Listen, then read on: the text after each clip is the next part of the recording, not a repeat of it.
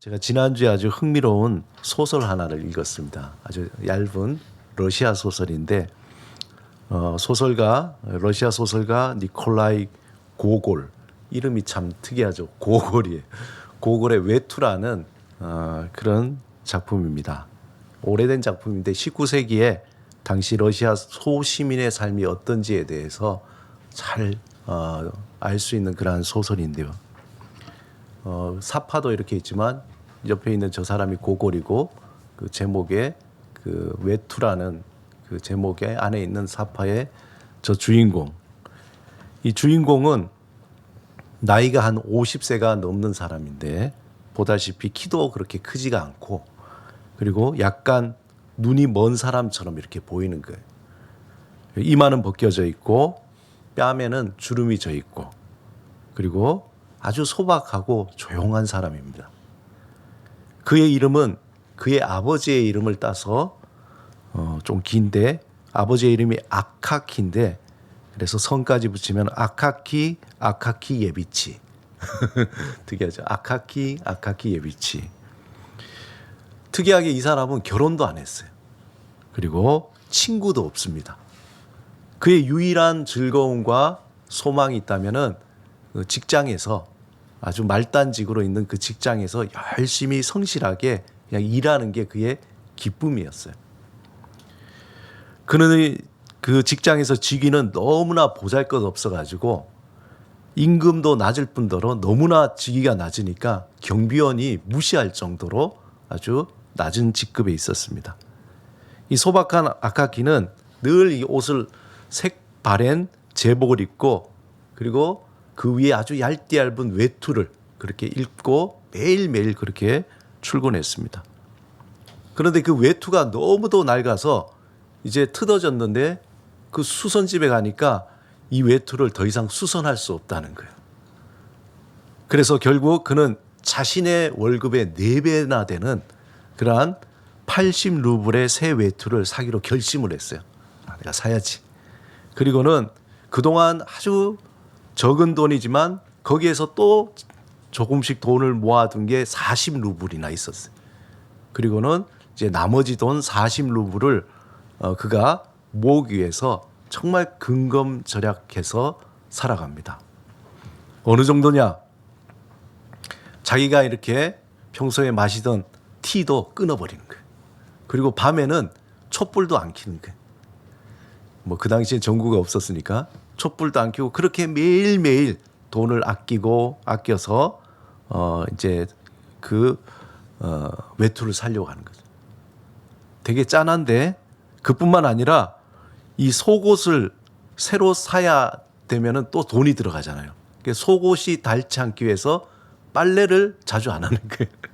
빨래를 자주 안 해서 닳지 않도록 하고, 그리고 집에 오면은 그 속옷을 거의 벗어놓고 알몸에 그냥 옷 하나만 입고 거기서 생활하는 거예요. 그는 그 새로운 외투를 사기 위해서 늘 소망이었어. 그 생각만 하면 너무 기분이 좋은 거예요. 이 낡은 외투를 이제 벗어버리고 새로운 외투를 사서 내가 입는다는 그 생각에 정말 불편하고, 그리고 정말 짠내 나지만 매일매일 돈을 조금씩 모았습니다. 그리고 모든 소비를 줄이고 절제했어요. 드디어 아카키는 이제 새로운 옷을 사게 됐죠. 그 옷을 입고 이제 출근을 합니다. 그 마음이 어떻겠어요? 고진감래라고 그냥 날아갈 듯이 기쁜 거예요. 그리고 막 어깨에 뽕이 올라간 것 같아요. 자신감에 차서 그렇게 출근했는데 그의 그 새로운 외투를 보고 상관이, 야, 너 외투 너무 좋구나. 너가 새로운 옷을 샀으니까 이거 파티라도 벌여야 되지 않겠니? 그렇게 생각하고는 그 아카키를 그 상관의 그 식사 자리에 초대를 합니다. 처음에는 막 거부했죠. 그러면서 이 외투 새 거가 아니라 헌옷이라고 그렇게 얘기할 정도로. 그런데 결국엔 그 식사 자리에 초대를 받아서 식사를 아주 맛있게 하고, 그런 가운데에 이제 집으로 돌아오다가 그만 강도를 만나서 그 옷을 빼앗기게 된 거죠. 아카키는 너무나 허무한 거예요. 자기가 아껴서 샀던 그 외투를 그냥 허무하게 강도에게 빼앗겨 버리니까. 그러자 이 허무한 아카키는 거의 반미치광이가 돼가지고 그 외투를 찾기 위해서 동분서주합니다. 막 여기 가서 경찰서도 가고 공무원 상관에게도 가고 이걸 좀 찾아달라고. 이 옷은 내가 정말 아껴서 산 옷인데 좀 찾아달라고. 그런데 그에게 돌아온 것은 호된 거절감 그리고 호통뿐이었습니다. 결국 사람들의 냉담한 반응에 너무나 낙담한 아카키는 시름시름 병을 앓다가 그냥 죽어버립니다. 이 소설을 읽다 보면 뭐야 이거. 아니 옷을 찾으면 좀 좋겠는데 그래 죽어버리는 거예요. 그 뒤에 이야기도 좀 있긴 하지만 소설을 읽다가 저절로 입에서 헐 이런 생각이 나죠. 뭐야 이게. 이게 말과 함께 한숨이 절로 나오게 됩니다. 너무나 허무한 인생에 마음이 짠하기도 하고 또 한편은 우리의 인생이 그런 게 아닌가 하는 그런 생각도 좀 해봅니다. 이 80페이지 정도밖에 안 돼요. 여러분들 저는 뭐 이북을 다운받아서 이렇게 읽었는데 이북은 950원이에요. 한번 읽어보시면은 재미있으리라. 재밌다는 표현이 좀 그렇지만 그 아카키의 그 허무한 마음을 우리가 또 느낄 수 있을 거리라 생각합니다. 아마 아카키 예비치와 다른 상황이긴 하지만 요즘 살아가는 많은 사람의 마음이 그냥 허탈함, 허무함, 허전함 이런 게 아닐까 생각이 듭니다. 가면 갈수록 삶은 더 절박해지고 또 억눌림과 억울함과 간절함이 더해지는 그 삶이 살면서 오히려 더해지는 삶이 아니라 살아가면서 자꾸 뺄셈의 삶이 되니까 이걸 어떻게 살아야 되나 하는 그러한 마음이 듭니다. 오늘 함께 읽은 시편 본문 말씀, 이 말씀에 시편 39편은 시인도 이걸 쭉 읽어보면 이러한 허무한 마음이 우리에게 전해집니다. 억울한 마음과 허탈한 마음 그리고 깊은 한숨을 내쉬고 있습니다. 그 시편 39편의 그 표제에 보면은 뭐라고 되어 있냐면은 다윗의 시 인도자를 따라 여두둔 형식으로 부르는 노래 이렇게 되어 있어요. 이 얘기 뭐냐면은 다윗의 시라는 거죠. 그리고 여두둔 요즘 말하면은 찬양 지휘자 그 사람이 만들어낸 연주 방법이나 음악에 맞춰서 부르는 노래다. 그런 얘기죠. 아무튼 이 시편 39편은 여러분들 나중에 돌아가셔서 개역 개정과 표준 세번역을 번갈아 가면서 여러 번 읽으면은 참 시가 기가 막혀요. 참 시를 너무 잘 지었다. 그러면서 절절히 우리의 삶의 그 어떤 내 마음을 잘 대변해 주는구나라는 것을 느끼게 됩니다. 근데 오히려 자꾸 읽다 보면은 깊이가 더해져서 마음의 위로도 되고 그다음에 힐링이 돼요. 한번 꼭 여러 번 읽어보시기 바랍니다. 오늘 본문의 시인은 먼저 우리가 읽지는 않았지만 39편 1절에서 3절에 자신의 고뇌와 답답함과 그저 말을 입만 열면은 그냥 불평이 팍 튀어나올 것 같은 그러한 그 마음을 토로하고 있습니다. 그래서 시인은 혹시 자신이 함부로 말을 해서 하나님 앞에 죄를 지을까 너무나 두려워서 그 표현에 의하면 입에 재갈을 묵인다. 원문에 보면 입에 그물을 이렇게 딱 우리가 반려견들 밖에 나가서 혹시나 무슨 일 생길까 봐 이렇게 그물을 하듯이 자신의 입에다가 재갈을 물리고 심지어 좋은 말도 안 하는 거예요. 혹시 좋은 말 하다가 또 불평하고 나쁜 말 할까 봐 그만큼 그 마음 속에 뭔가 불편함이 가득 찬 거예요.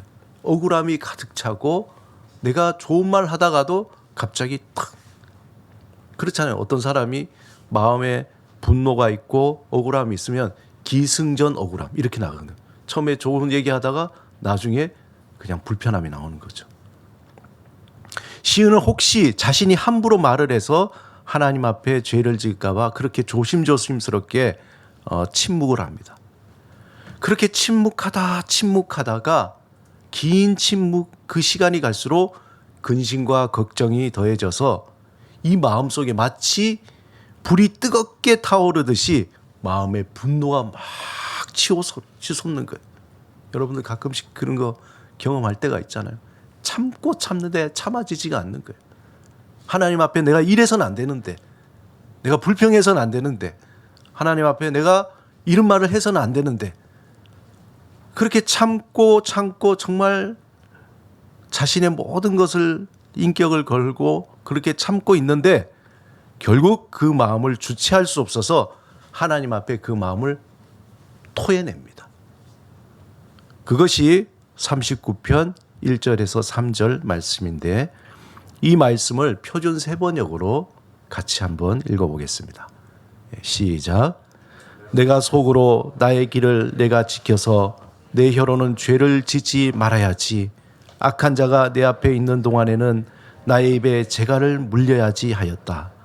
그래서 나는 입을 다물고 아무 말도 하지 않았다.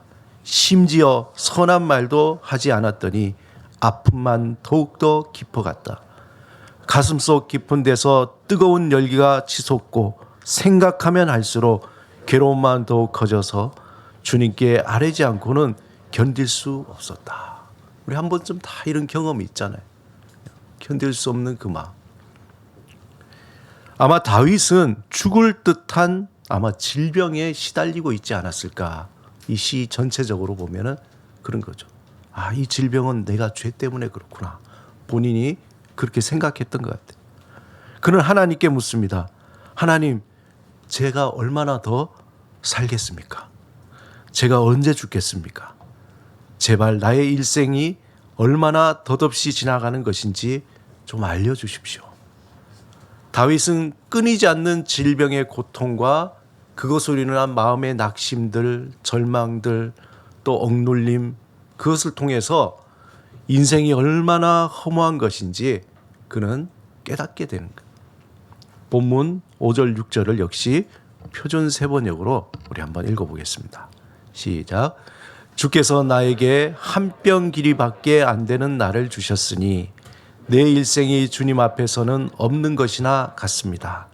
진실로 모든 것은 헛되고 살아있는 삶일지라도 한낱 입김에 지나지 않으니 걸어다닌다고는 하지만 그 한평생이 실로 한오라기 그림자일 뿐 재산을 누리는 일조차도 다 허사이니 장차 그것을 거둘 일이 누구일지는 아무도 모르는 일입니다.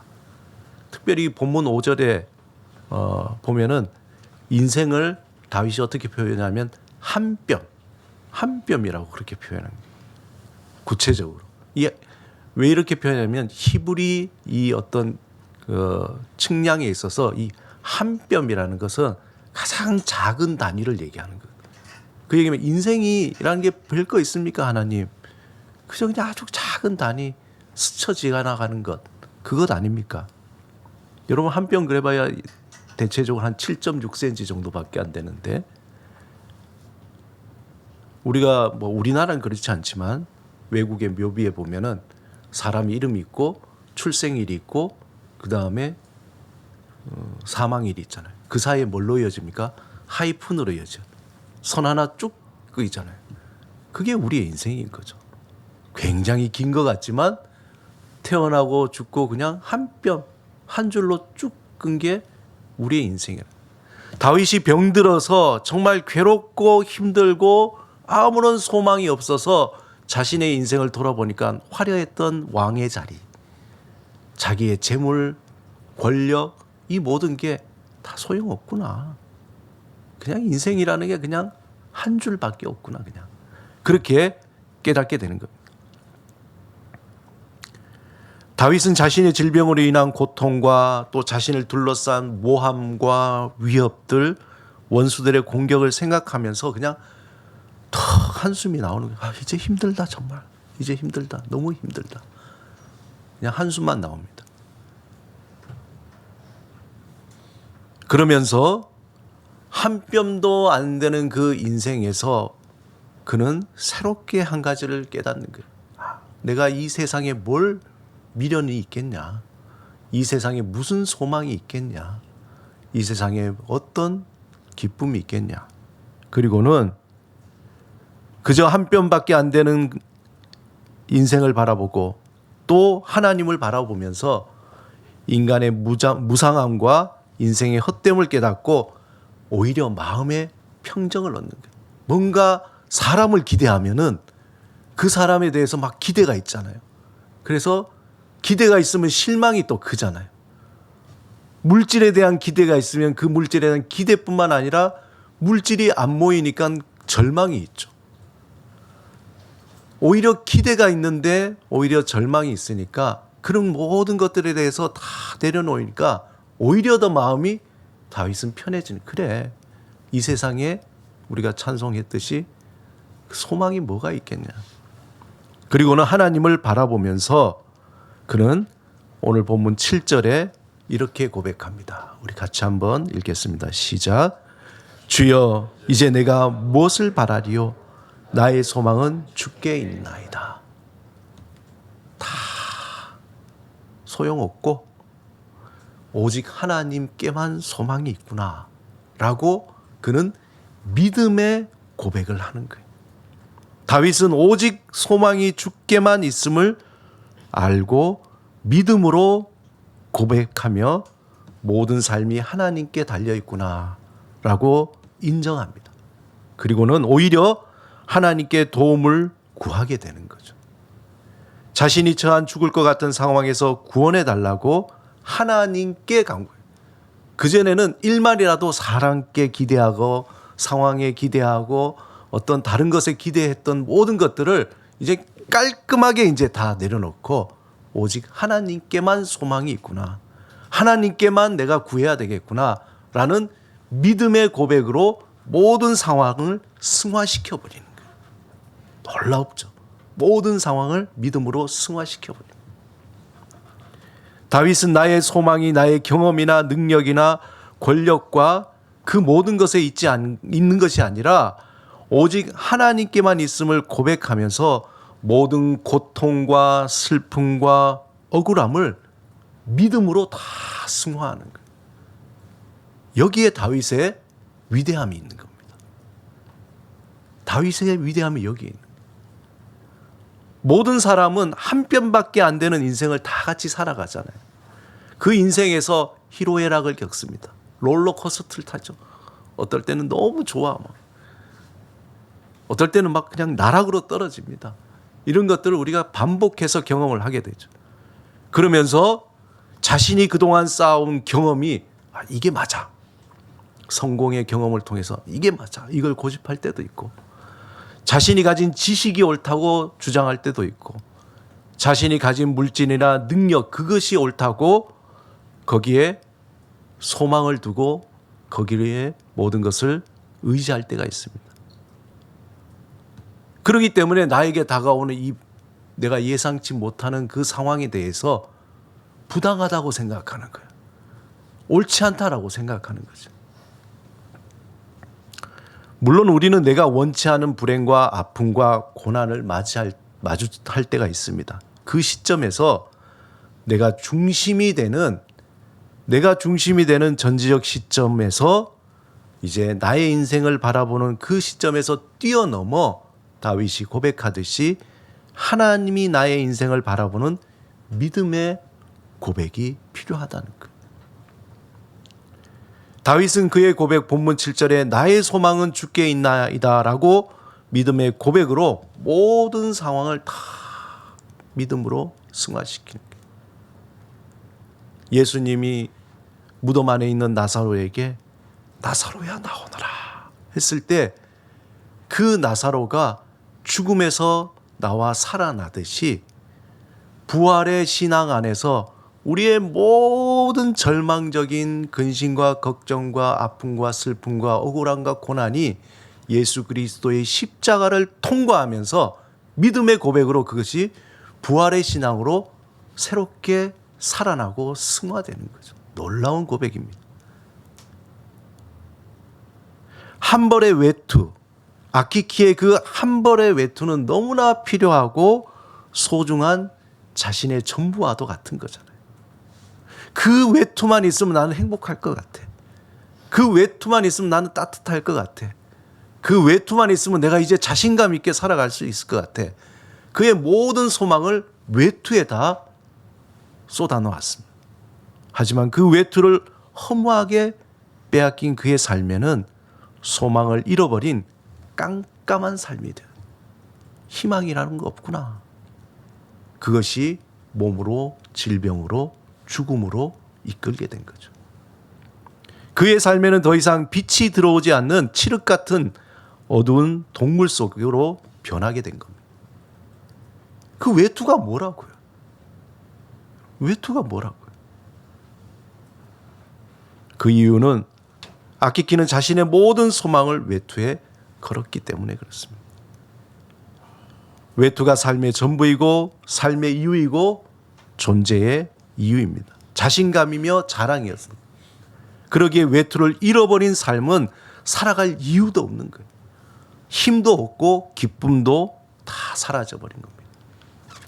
다윗이 나의 소망은 주께 있나이다 라고 고백할 때 그는 자신의 모든 것이 다 사라진다고 할지라도 영원하신 하나님이 함께 하시기에 그에게 여전히 살아갈 이유가 있고 존재할 이유가 있고 내가 살아갈 방법이 있다라고 고백하는 것이다. 그는 세상의 그 어떤 것도 끊을 수 없는 살아있는 산소망이 하나님께 있으며 그 하나님이 나와 함께 한다는 그 믿음의 고백, 그것을 통해서 새로운 눈을 뜨게 되는 겁니다. 한 뼘 인생밖에 되지 않는 자신의 삶을 보면은 허무하지만 그런 안개와 같이 보잘것없는 인생에 함께 하시고 보호하시고 도우시며 끊임없는 소망을 내려주시는 하나님이 나의 하나님이라고 고백하니까 그 모든 것을 이길 수 있는 한숨이 쉬어지는 거죠. 절망의 한숨이 아니라 새로운 소망의 한숨을 한 번씩 쉬어갈 수 있는 겁니다. 사랑하는 여러분, 해를 등지고는 우리는 나의 그림자밖에 볼 수 없잖아요. 오직 나의 어두운 그림자뿐입니다. 하지만 등을 돌려 해를 바라볼 때 우리에게는 새로운 소망의 빛이 비치게 될 것입니다. 기가 막힐 절망의 웅덩이에 빠졌더라고 할지라도 등을 돌려 하나님을 바라보시기 바랍니다. 하나님을 향해 믿음의 고백으로 이를 악물고 나의 소망은 오직 주께 있습니다. 나의 소망은 주께 있습니다. 믿음의 고백을 하나님께 올리시기 바랍니다. 그렇게 한 걸음 한 걸음 믿음의 고백으로 내디디고 나갈 때에 어느새 그 기가 막힐 웅덩이에서 빠져나오게 되고 소망의 새로운 길을 한 걸음씩 걷게 될 것입니다. 2월이 시작되었습니다. 1월을 돌아보니까 너무 허무하지 않아요? 아니 1월이 다 지나갔네? 벌써 2월이네? 여러분들 혹시 자신에게 실망하셨습니까? 여전히 하나님은 우리를 향해 새로운 소망으로 초대하고 있습니다. 날마다 믿음의 고백으로 살아있는 소망을 향해 한 걸음씩 담대하게 걸어가시는 여러분이 되시기를 주님의 이름으로 축원합니다. 기도드리겠습니다.